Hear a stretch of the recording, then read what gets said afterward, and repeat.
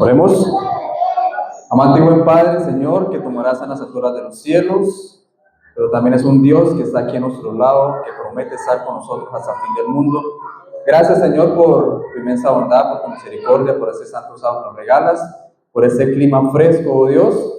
Te pido, oh Dios, y invocamos con tu nombre, Señor, tu presencia, la de tu Santo Espíritu en este lugar, para que podamos sentir tu presencia en cada corazón, que podamos estar atentos, Señor, al mensaje que tú traes en esta mañana, Padre, que haya reverencia, que podamos aprender sobre Dios y de que todo lo que traiga, Señor, sea proveniente del cielo, Padre.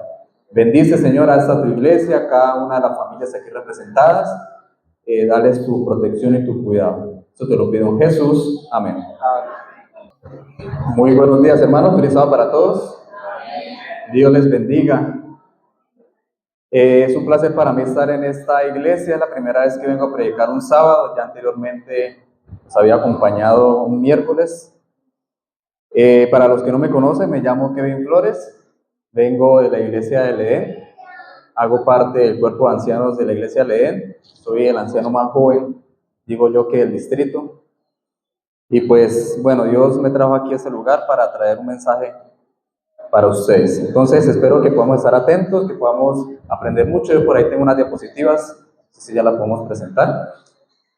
El mes pasado nosotros en la iglesia de Edén tuvimos una vigilia. Y en esa vigilia se colocaron al frente unos cofrecitos con peticiones de oración, ¿sí?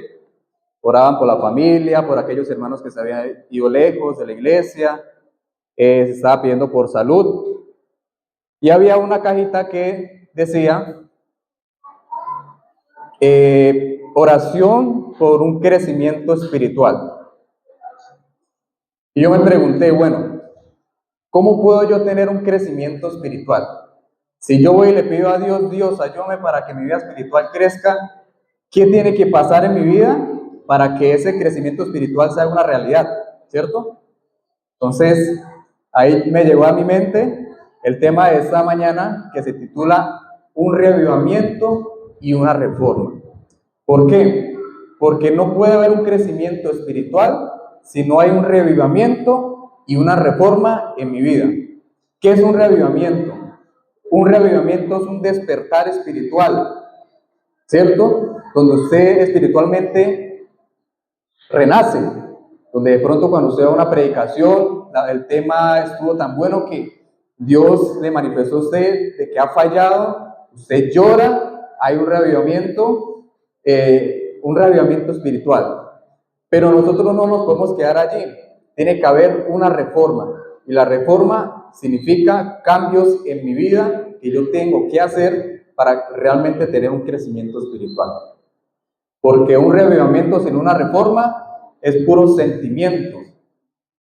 Y una reforma sin reavivamiento es fanatismo. Entonces vamos a ver en esta mañana, a la luz de la Biblia, un caso. Porque la Biblia está llena de ejemplos.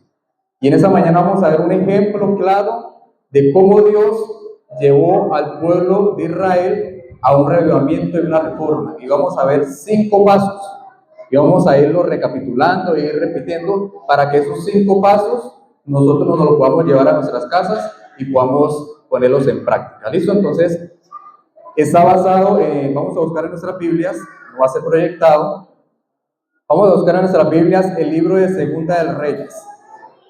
Y titula, desde el capítulo 22 y el capítulo 23, esta historia. Una de las épocas más oscuras y de mayor apostasía de toda la historia del pueblo de Israel, habla de esos 2 capítulos de Segunda de Reyes. Israel pidió reyes. Dios no quería darle reyes. Él quería ser el único rey. Pero Israel persistió tanto que Dios dijo, bueno, le vamos a dar rey. La Biblia dice que muchos de ellos se corrompieron.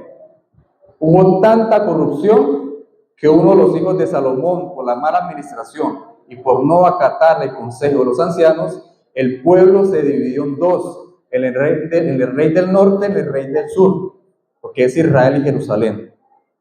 Siguiente. Uno de esos reyes es el rey Manasés. Dice la Biblia que el rey Manasés reinó por más de 50 años. Pero la Biblia nos dice de que este rey hizo cosas terribles, hizo cosas muy malas, siendo el rey del pueblo de Dios. Es como decir, al caso de nosotros, el presidente de la Asociación General, ¿cierto? Traigámoslo a la actualidad. ¿Qué hizo este rey? Capítulo 21, en el verso 6 dice que fue agorero, dice que instituyó encantadores y adivinos, dice que multiplicó la maldad de sus hechos ante los ojos de Jehová para provocar la ira de Dios. Versículo 7, dice que puso imágenes de acera, había idolatría. Versículo 16, capítulo 21, dice que Manasés derramó tal cantidad de sangre inocente que llenó a Jerusalén de extremo a extremo, aparte del pecado con que hizo pecar a Judá. O sea, era un rey que hizo lo malo ante los ojos de Dios. Fue un rey terrible que trajo idolatría al pueblo de Dios, que trajo maldad, que trajo maldición. Más de 50 años de apostasía y de oscuridad.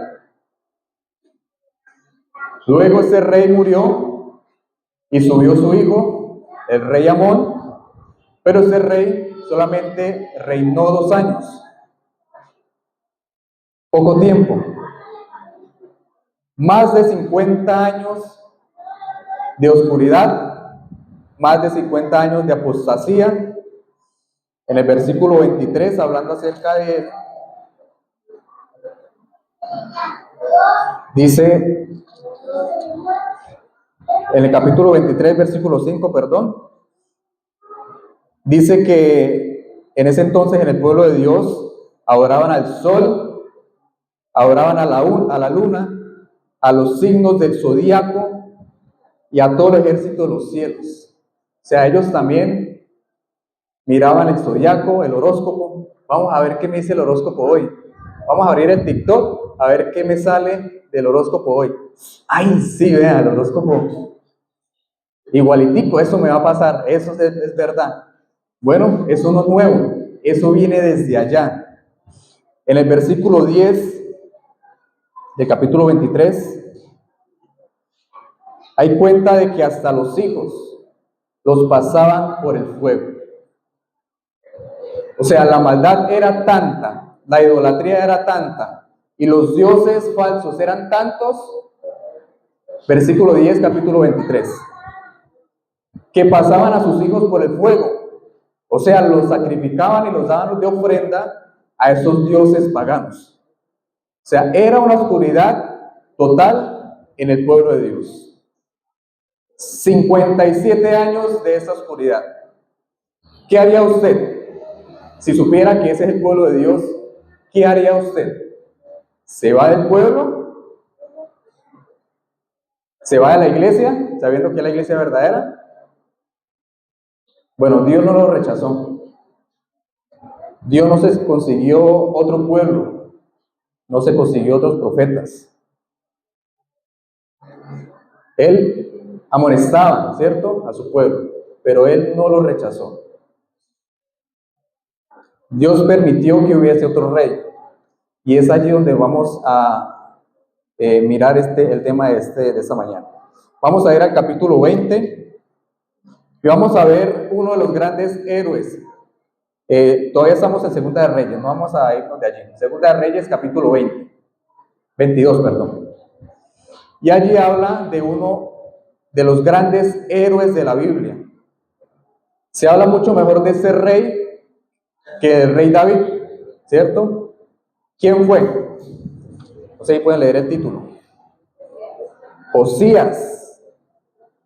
Josías fue usado por Dios de una manera poderosa solamente para levantar el pueblo de Dios para un reavivamiento y una reforma.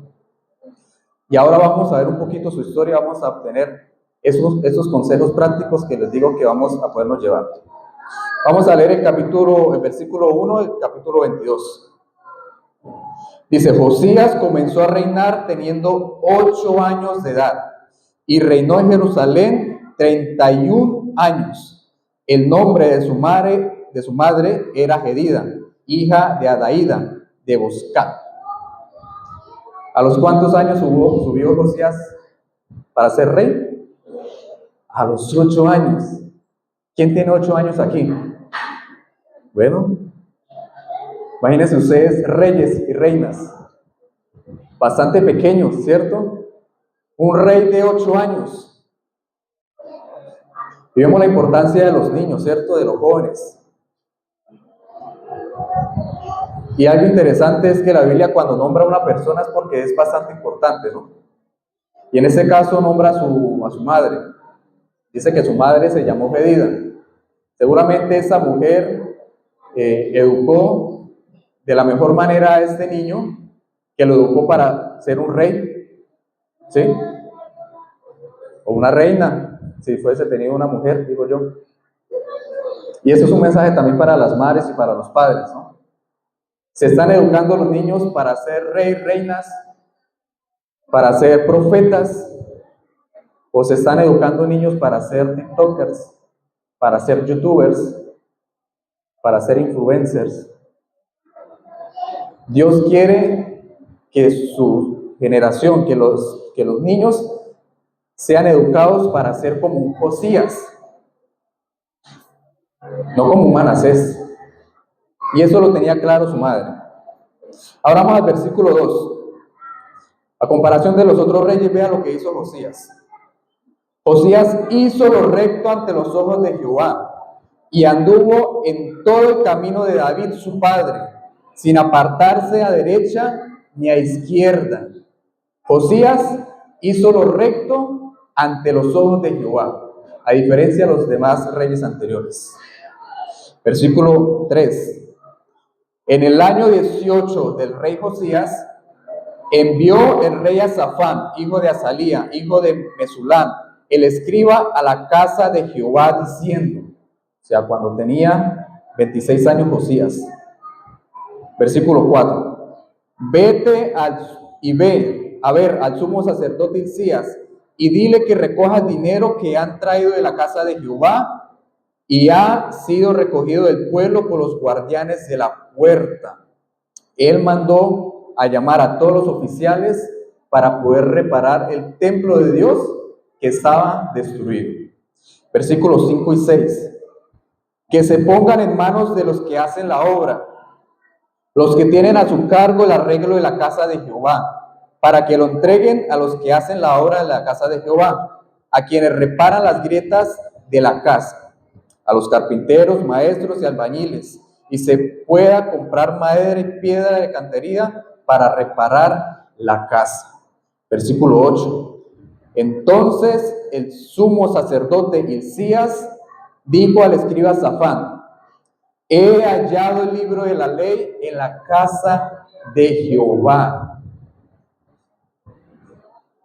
Vean que tanta oscuridad estaba pasando en el pueblo de Dios, que arreglando la casa de Jehová, dice que encontraron el libro de la ley de Dios, encontraron la Biblia. O sea, esos escritos estaban totalmente ¿qué? Perdidos. Y en el versículo 10 y 11 está el informe informe que se le dio a Josías. Dice: asimismo el escriba Safán declaró al rey: el sacerdote Hilcías me ha dado un libro. Y Safán lo leyó delante del rey. Cuando el rey escuchó las palabras del libro de la ley, rasgó sus vestiduras. Y ahora, hermanos, aquí viene el primer consejo, o la primera cosa que nosotros debemos de hacer para poder tener un reavivamiento y una reforma. Y es primeramente encontrarnos con el libro. ¿Cuál es el libro? Hermanos, los veo como distraídos. La Biblia. Es la Biblia. Lo primero que nosotros debemos de hacer para tener un reavivamiento y una reforma es encontrarnos con el libro. Hacer de este libro lo mejor de nuestra vida. Leerlo todos los días, encontrar en él los consejos que necesitamos para afrontar los desafíos que todos tenemos día a día, ¿cierto? No existe un reavivamiento ni una reforma sin la Biblia, sin la palabra de Dios. Todo lo bueno viene de aquí, de estas páginas, de este libro. Josías, después de tantísimos años de oscuridad en el pueblo de Dios, lo primero que Dios le puso para un reavivamiento, una reforma, fue colocarle el libro de la ley, fue colocarle su palabra. Estaba perdido, nadie lo leía, todos sus consejos estaban en el olvido. Pero hoy, gracias a Dios, tenemos la Biblia, ¿cierto? La tenemos completa, la tenemos en físico, la tenemos digital, la tenemos en audio, la tenemos de todas las presentaciones, colores y olores. Entonces, no está escondida, la tenemos en nuestras manos. Vamos a leer una cita, siguiente. Dice, gracias al cual los castigos anunciados se evitaron por un tiempo, fue provocado de una manera completamente inesperada por el descubrimiento y el estudio de una porción de las Sagradas Escrituras que durante muchos años había estado extraviada. La observancia de los estatutos registrados por Moisés, especialmente los dados en el libro del pacto que forma parte del Deuteronomio, era lo que había dado tanto prosperidad al reinado de Ezequías. O sea, lo que ellos encontraron en el templo fue el Pentateuco, lo que nosotros conocemos como los primeros 5 libros de la Biblia. Cuando nosotros nos encontramos con la palabra de Dios, llega a nuestras vidas, la estudiamos, la colocamos en práctica, nuestra vida va a cambiar. Este libro debe de ser nuestra prioridad. A veces, con el corre-corre del ajetreo, del trabajo, de la vida, a veces, y todos concluimos en eso, ¿no? No hay tiempo para muchas cosas. El tiempo es apremiante, es apretado. Y lastimosamente el poco tiempo que quizás tenemos para leer la Biblia, para estudiar la lección de la escuela sabática, para leer reavivados por su palabra, lastimosamente lo estamos usando para otras cosas. Para estar metidos en series, para estar metidos en el teléfono, para estar viendo La Rosa de Guadalupe, ¿sí? Pero Dios quiere que usemos ese tiempo es para encontrarnos con Él por medio de su palabra. Por eso hay que leerla, hay que memorizarla, y así va a ser más fácil nosotros tener los dichos del Señor en nuestra vida. Entonces ya tenemos ese primer consejo. Lo primero que pasó en Josías para un reavivamiento, una reforma. Ahora vamos para el segundo. Vamos, capítulo 22, versículo 11. Dice así: cuando el rey escuchó las palabras del libro de la ley, dice que rasgó sus vestidos. ¿Qué hizo después de que Josías leyó lo que decía el libro de la ley? Dice que rasgó sus vestidos. Eso es un sinónimo, un símbolo de un arrepentimiento. Josías se arrepintió de lo que estaba pasando en su vida, de lo que estaba pasando en el pueblo de Dios. Vamos a leer el versículo 19, capítulo 22. Dice, y tu corazón se enterneció, y te has humillado delante de Jehová al escuchar lo que yo he dicho contra este lugar y contra sus habitantes, que serán asolados y malditos, y por haber rasgado los vestidos y haber llorado en mi presencia, yo te he oído, dice Jehová. El segundo paso para un reavivamiento y una reforma es que tiene que haber un arrepentimiento en nuestra vida. No puede haber ese reavivamiento, esa reforma, si nosotros no entendemos lo malo que pasó. Debemos de arrepentirnos de las cosas malas que quizás hemos hecho. Un arrepentimiento es un giro de 180 grados. Que si yo iba por esta ruta, el arrepentimiento me hace a mí doblar la vuelta e ir hacia otra dirección. Cuando Josías escuchó la palabra de Dios, se encontró con el libro, vio los juicios que venían para el pueblo de Dios, Dice que entendió que venía un juicio, el rey rasgó sus vestiduras y se arrepintió.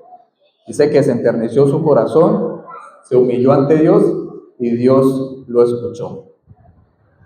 Y nosotros también debemos de reconocer, nosotros debemos de arrepentirnos y de ir hacia el Señor, dejar nuestro orgullo. Vamos a ver la siguiente cita. Vea lo que dice la sierva del Señor con respecto al arrepentimiento. Dice: el arrepentimiento comprende tristeza por el pecado y abandono del mismo. No solamente sentir tristeza por el pecado, dice que hay que abandonar el mismo.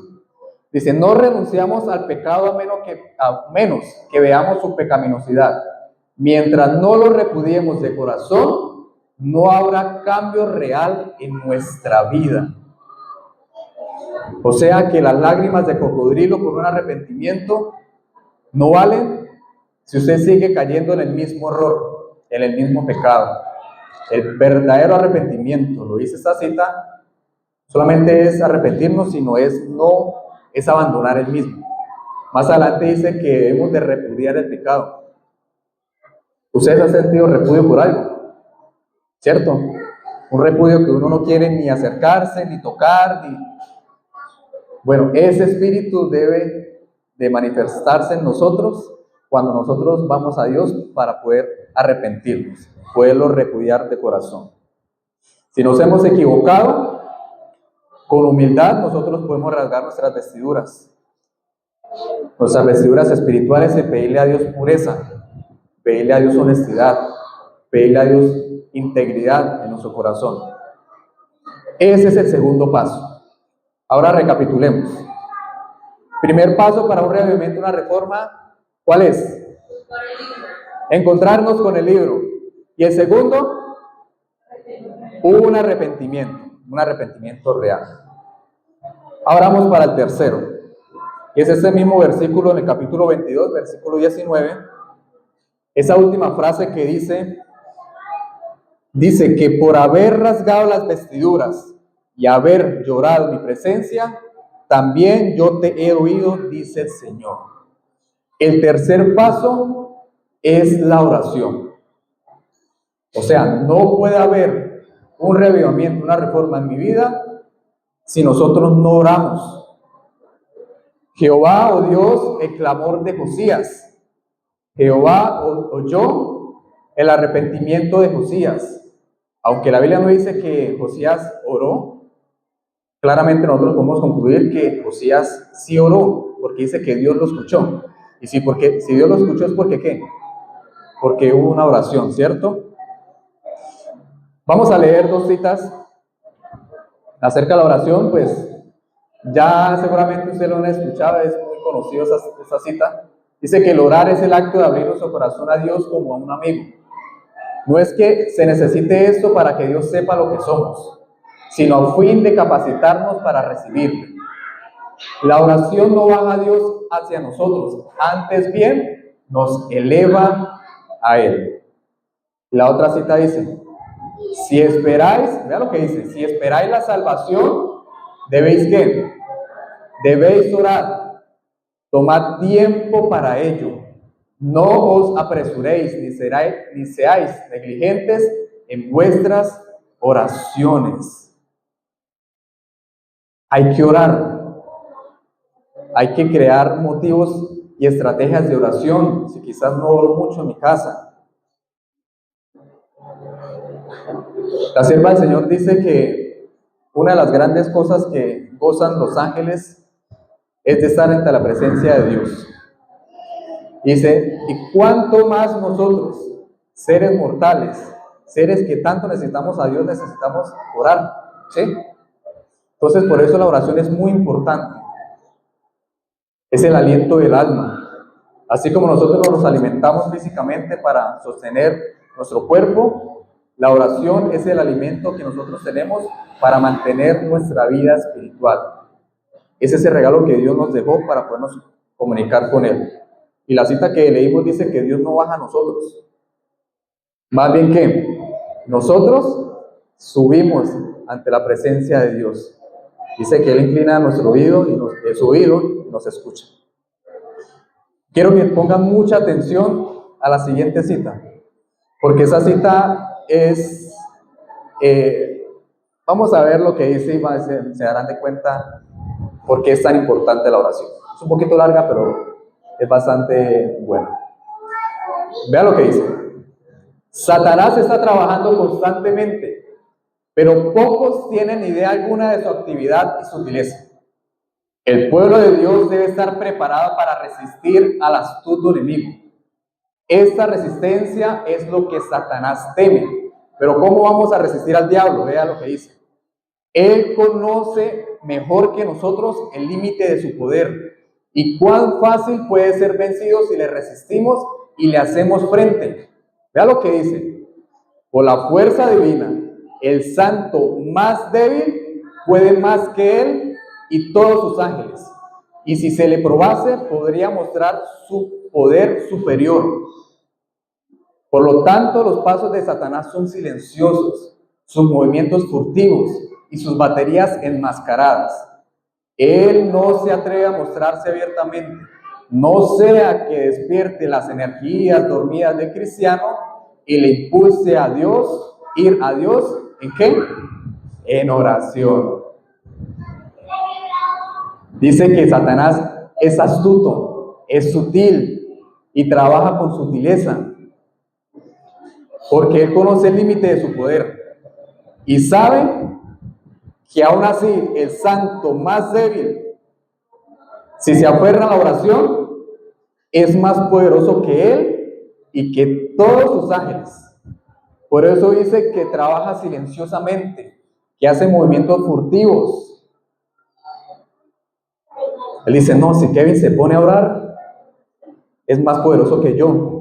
Por eso le voy a colocar el teléfono, por eso le voy a colocar distracciones, por eso lo voy a ocupar de trabajo para que él no tenga tiempo de orar. Porque si él no tiene tiempo para orar, es un cristiano débil. No vamos a despertar las energías dormidas de cristiano, porque si esas energías dormidas de cristiano se despiertan,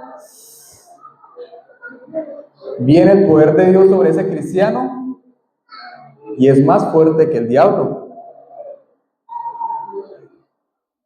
¿Es o no es importante la oración? Es importante. ¿Es o no es poderosa la oración? Es poderosísima. Por eso es una de las armas que el Señor nos ha dejado a nosotros como su pueblo, como sus hijos. Satanás lo sabe muy bien, lo sabe hasta más que nosotros.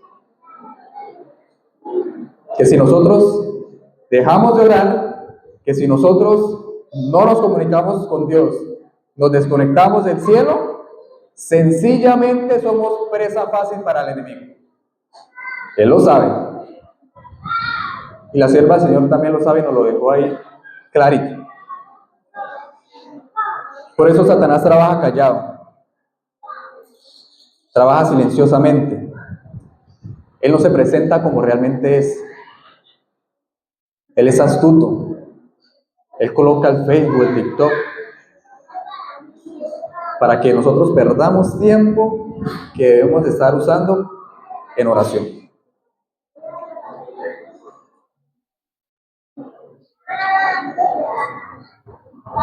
Ese es el tercer paso, la oración. Ahora vamos para el cuarto. Segunda de Reyes 22 del 1 al 3. 23, perdón, del 1 al 3.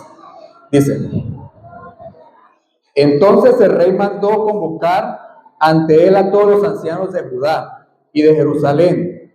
Luego el rey subió a la casa de Jehová con todos los hombres de Judá y todos los habitantes de Jerusalén, los sacerdotes, los profetas y todo el pueblo, desde el más pequeño hasta el más grande.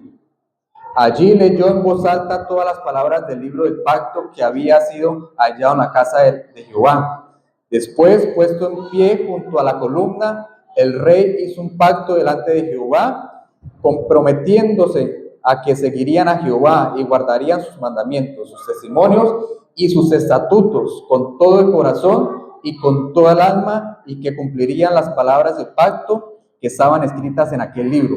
y todo el pueblo confirmó el pacto. El cuarto paso es hacer evangelismo.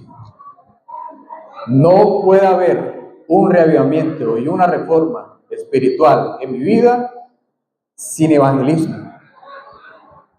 Una vez que usted comprende la palabra, una vez que usted comprende lo malo que ha hecho, se ha arrepentido, una vez que usted comprende el poder de la oración, usted, mi querido hermano, no se puede quedar con eso. Josías no se quedó callado. Dice que al saber él esto, lo primero que hizo, ¿qué fue? Convocó todo el pueblo, a los ancianos, a los sacerdotes, leyó el libro ante todos y les mostró lo que el Señor iba a mandar al pueblo si ellos no se arrepentían y si ellos no encaminaban su vida en lo que decía ese libro. Nosotros no podemos quedarnos con lo que Dios nos ha regalado. Por eso hay que compartirlo con nuestra familia, con nuestros cercanos, con nuestros compañeros de trabajo, con nuestros amigos del fútbol, qué sé yo, de las actividades que nosotros hacemos. Dios quiere que nosotros no nos quedemos callados. Josías lo tuvo claro.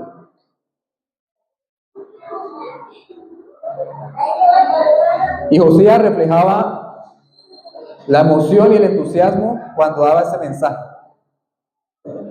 Josías demostraba de que Cristo realmente lo había transformado por medio de la palabra de Dios. Y eso debe ser también algo que se vea en nosotros. Que las personas vean algo especial en cada uno de nosotros. ¿Sí? Vea lo que dice esta cita. La siguiente. Dice, muchos suponen que el espíritu misionero y las cualidades para el trabajo misionero constituyen un don especial que se otorga a los ministros y a unos pocos miembros de la iglesia. Y que todos los demás han de ser meros espectadores. Nunca ha habido mayor error. Todo verdadero cristiano ha de poseer un espíritu misionero, porque el ser cristiano es ser como ¿quién? Es ser como Cristo. ¿Usted no ha escuchado hermanitos que dicen, no, es que yo no tengo el don, a mí me da pena, a mí no me gusta visitar, a mí no me gusta predicar, a mí no me gusta dar testimonios, a mí no me gusta ser un misionero, no me gusta mandar mensajes de esperanza por medio de las redes sociales, por el Facebook, por el WhatsApp. A mí no me gusta compartir las experiencias mías con Dios. Si no le gusta nada de esto, sencillamente no es un cristiano. Y no lo digo yo, lo dice esa cita. Porque dice que todo verdadero cristiano ha de poseer un espíritu ¿qué? Misionero. No pensemos de que no es que algunos son los que tienen el don de la predicación, son unos que tienen, no. Yo siempre digo que cuando nosotros nos bautizamos, tenemos la promesa del Espíritu Santo, ¿cierto? La Biblia dice que cuando nosotros nos bautizamos, el Espíritu Santo viene a nosotros. Pero el Espíritu Santo nunca viene con las manos vacías. Siempre trae algún don, siempre trae algún fruto. Y ese don y ese fruto que Dios nos da a nosotros, debemos de colocarlo al servicio de Él. Quizás haya gente que diga, bueno, yo ya me bauticé, yo sé que el Espíritu Santo está conmigo, pero no sé qué don tengo. Bueno, pídale a Dios en oración que le muestre ese don para que usted lo pueda explotar en el beneficio a la obra del Señor. La siguiente cita dice, un alma verdaderamente convertida avanzará por fe para salvar a otra y luego a otra. Los que hacen esto son instrumentos de Dios, son sus hijos y sus hijas. Hay una frase que una vez escuché, no sé si me ayudan con el silencio de los niños, hemos escuchado que la gente dice que todos somos hijos de Dios, ¿sí? Pero la Biblia dice algo diferente. La Biblia dice que los hijos de Dios son los que son movidos por el Espíritu Santo, ¿cierto? Entonces, no todos son hijos de Dios.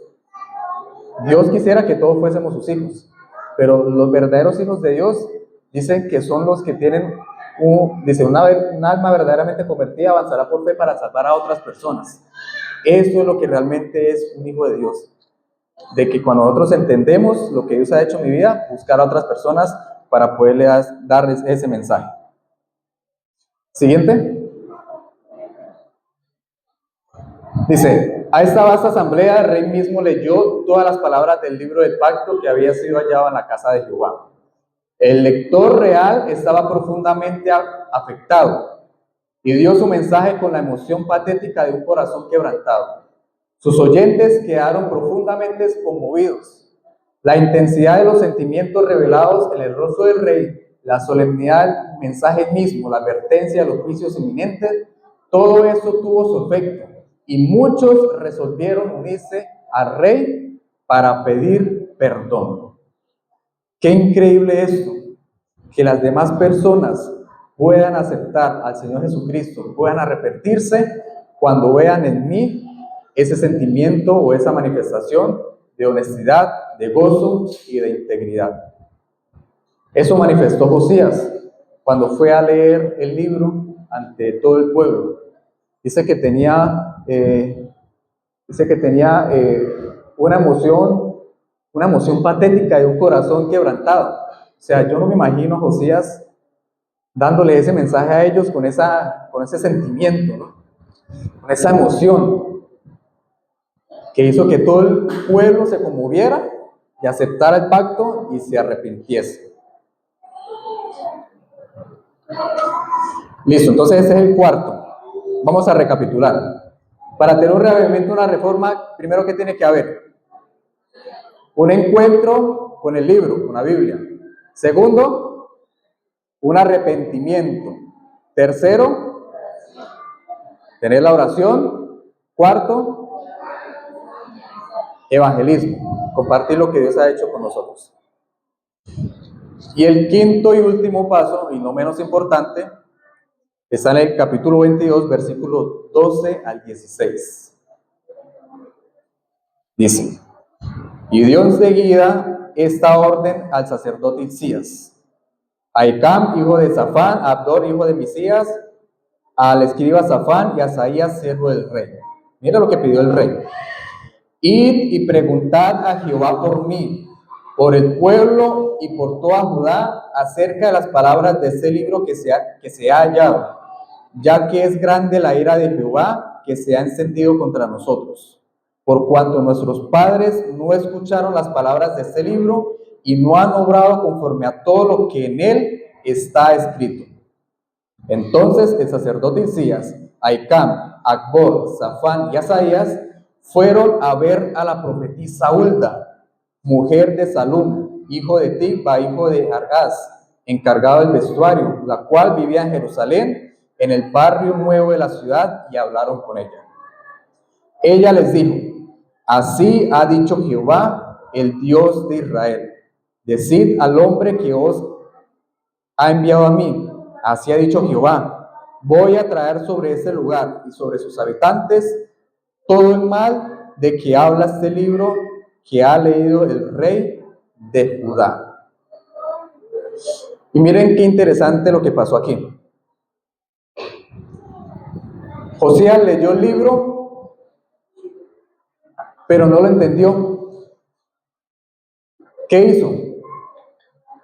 Dice que mandó a que consultaran a Jehová, pero ¿hacia quién fueron? ¿A quién consultaron? Dice que fueron hacia la profetisa Hulda.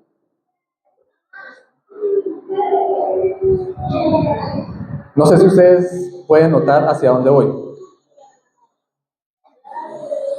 Y es que no puede haber un revivamiento y una reforma en mi vida si yo desprecio, si yo descuido los testimonios para entender más claramente lo que dice la Biblia.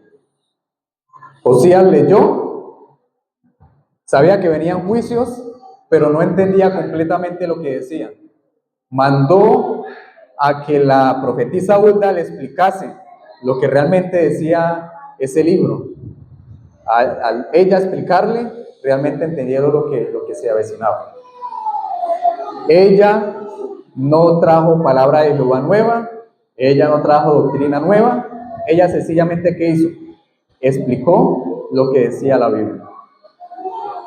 Ahora, hermanos, lastimosamente hay una tendencia en nuestra iglesia y es a menospreciar el espíritu de profecía, ¿cierto? A dejar a un lado lo que el Señor ha hecho por medio de su sierva. De que ese mismo espíritu que inspiró al profeta Isaías, a Moisés, a los escritores bíblicos, ese mismo espíritu fue el que inspiró a la hermana Elena de White para poder escribir lo que ella escribió. A veces nosotros leemos y no entendemos la Biblia, ¿cierto? Pero cuando nosotros vamos al espíritu de profecía, se abre un abanico de conocimiento que nosotros no entendíamos. Y me ha pasado muchísimo. Yo leo ciertos versículos de la Biblia y luego voy al comentario o la explicación completa y uno dice, wow, qué obra tan grande hizo Dios por medio de ella. Mira lo que dice la siguiente cita. Dice, la palabra de Dios es suficiente para iluminar la mente más entenebrecida y puede ser entendida por los que tienen el deseo de comprenderla. Pero a pesar de todo esto, algunos que profesan hacer de la palabra de Dios su tema de estudio, viven en directa oposición a sus más sencillas enseñanzas. Por ello, a fin de dejar a los hombres y mujeres sin excusa, Dios da testimonios claros y agudos, llevándolos de vuelta a la palabra que han dejado de seguir. La palabra de Dios abunda en principios generales para la formación de rectos hábitos de vida y los testimonios generales y personales han sido calculados para llamar la atención más específicamente a estos principios. Si nosotros no entendemos algo, Dios ya tiene la explicación. No puede haber un reavivamiento y una reforma en mi vida si yo desprecio, si yo desplazo los testimonios que Dios nos ha dejado. Ahora recapitulemos para ir culminando, ya se nos fue el tiempo. Todos queremos crecer espiritualmente, ¿cierto? Amén. Todos queremos ir al cielo, ¿no? Amén. Para ese crecimiento espiritual, para esa obtención del cielo, Dios espera de nosotros esos 5 pasos. Dios nos lo pone en el camino. Dios nos ayuda. Primero, ¿cuál es? Encontrarnos con la palabra. Segundo, arrepentirnos. Un arrepentimiento sincero y real. Tercero, ir en oración. Saber de que la oración es poderosa. No solamente para mí, sino la oración tiene poder cuando es una oración intercesora hacia los demás. Cuarto, de que si yo ya conozco la Biblia, la oración, el arrepentimiento, debo de enseñar a los demás también, ser evangelismo. Y quinto, no dejar a un lado y colocar en mi vida los consejos que Dios ha puesto por medio de los testimonios. ¿Qué va a hacer usted para reavivar y reformar su vida? ¿Va a colocar en práctica estos consejos?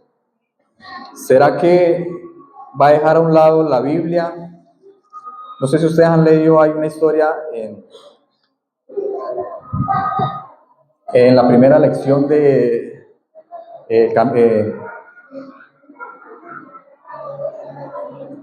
el folletico que nosotros enseñamos, las doctrinas iniciales. La fe de Jesús, perdón, se me había olvidado. En la fe de Jesús, en la primera hojita que habla acerca de la Biblia, ahí cuenta una historia de que una vez un misionero fue a la casa de una señora y la señora le abrió y dice, ¿usted es cristiana? Sí, claro, yo soy cristiana. Y le dice, sí, bueno, traiga la Biblia, pues le va a enseñar unos versículos de la Biblia. Le dice a la nietecita o a la hija, no sé, vaya y tráigame la Biblia, ¿usted sabe dónde está? Pues la niña fue, encontró la Biblia, la sacudió un poco porque estaba un poquito con polvo, y la señora abrió la Biblia. Dice, ay, ve, aquí están mis lentes. Hace 2 meses que no los conseguí, no sabía dónde estaban. Terrible, ¿no? Que nosotros, llamándonos cristianos, tengamos la Biblia completamente desplazada. Y ese es el primer paso, hermanos. Si queremos reavivar y reformar nuestra vida, primeramente hagamos ese primer paso, que es encontrarnos con la Biblia. Ahí el Señor nos dará lo que seguimos en adelante. Amén. Espero que fuese claro el mensaje. Dios quiere que nosotros reavivemos nuestra vida, pero también que la reformemos, que hagamos cambios en nuestras vidas para poder estar muy pronto con Él en el reino celestial. Amén. Oremos. Padre nuestro Señor, santificado sea tu nombre, oh Dios. Gracias por esta mañana que nos ha regalado, Padre. Gracias por tu palabra, porque en ella encontramos lo que necesitamos para nuestra vida espiritual. En ella encontramos historias, Señor, consejos. Encontramos, Señor, también qué es lo que debemos de hacer, Señor, para poder encaminar nuestra vida y poder tener un crecimiento espiritual. Un crecimiento, Señor, que sea a la altura de Jesucristo, Señor, tu Hijo. Por eso te pido, Padre, para que bendigas de una forma muy especial a la iglesia del Fuerte Pregón, a cada uno de sus miembros, a cada una de sus familias, de sus hijos, para que tu bendición y tu prosperidad sea en cada uno de ellos, Padre, y que muy pronto, Señor, todos podamos ir completos, tomados de la mano hacia el reino de los cielos, Padre. Perdona, Señor, si en algo te hemos fallado, y llévanos, Señor, con bien hasta nuestros hogares, oh Dios, que podamos seguir estando en tu presencia en ese santo día y participando en las actividades que están ya programadas. Eso te lo pido, Dios, y te lo agradezco en Jesús. Amén. Amén. Muchas gracias, hermanos. Dios les bendiga.